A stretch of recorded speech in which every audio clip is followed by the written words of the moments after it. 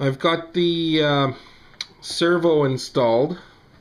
I made a little flat bracket out of aluminum and a piece of L bracket on the other side, which bolts in through the side of the tunnel here. I don't know if you can see this, but there is 2 screws that hold the L bracket on.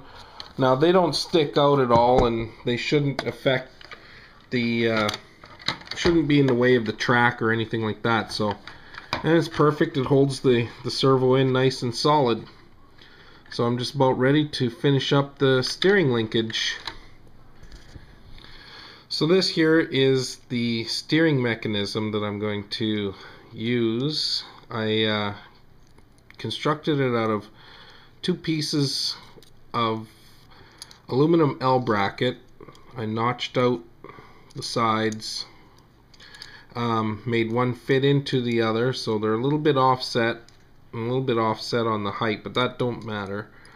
All that matters is that these holes line up and the 2 holes here line up. Now I used the original steering mechanism, a piece of it, the link that goes on the 2 steering arms. I put a little nylon shim through the center and threaded this bolt through it, and used a piece of 1/8 to make like a steering horn. And it's got 2 nuts that sandwich together and lock it in place onto the bolt, and the original nylon steering horn, I put a grub screw through it. We'll see if that holds. If not, then maybe I'll make one of these out of the 1/8 aluminum and do the same idea as this. But for now, I'll just try it like so.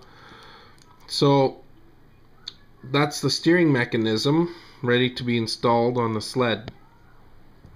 So I designed this steering unit to go in right here, and I noticed there was 2 screws, and their sole purpose was just to hold this rubber piece in place, which helps reduce the amount of snow that comes inside from the steering arms. So since they weren't really doing much, I decided that that's what's going to hold the steering block in place. Okay, I finally got the linkage finished. Just used a thin wire. It's kind of soft. I don't have a servo saver, and I'm not sure what I'm going to do for a servo saver, but for now I've got this wire here, so if I hit something really hard, being a softer wire, it will bend and give and save my servo. The only servo I had on hand was a standard servo, and it's got plastic gears, so I don't want to strip that out. Okay, so I got the hardware in finally. Had to make a little bracket to hold the ESC on. Now this is for a brushed motor. It's only rated at, I think, 7.2 volt is about the highest it'll go. It's 300 amp, and I made a little bracket out of aluminum and double face taped it on, and then the bracket that holds the servo, I just double face taped the receiver onto, so the wire's tucked to the side underneath. Keeps everything kind of neat and trim, and she's pretty much good to go.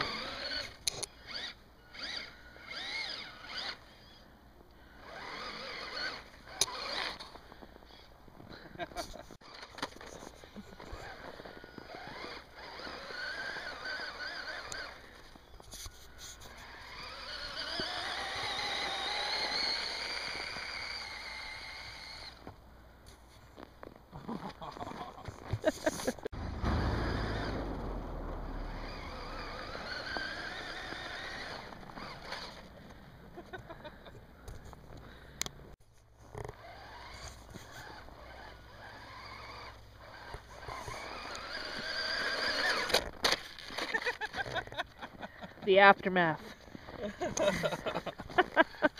It somewhat works.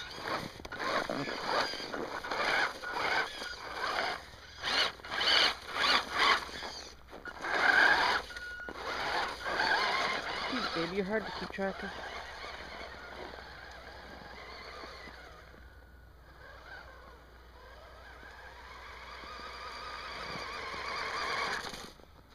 Okay, well.